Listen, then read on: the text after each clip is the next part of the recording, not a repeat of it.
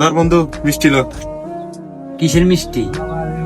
কি রে বাবা, কোনো লটারি খাইছস? না আঙ্কেল, লটারির থেকেও ভালো কিছু, আমি সরকারি চাকরি পাইছি। আলহামদুলিল্লাহ আলহামদুলিল্লাহ। তো চাকরিটা কিসের? এই তো ভাই, ডিফেন্সের চাকরি। আচ্ছা বন্ধু, বিকালে পার্টি আছে, মিস করিস না, যাইস তাহলে। আচ্ছা ঠিক আছে। 1 লাখ, মাসে 1 লাখ টাকা স্যালারি পাই।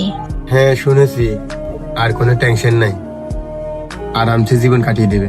কিন্তু আমাদের ছেলেরই কোথাও কমতি পড়ে গেল, তা না হলে আজ আমরাও গর্ব করে বলতে পারতাম আমাদের ছেলের এত টাকা কামাই।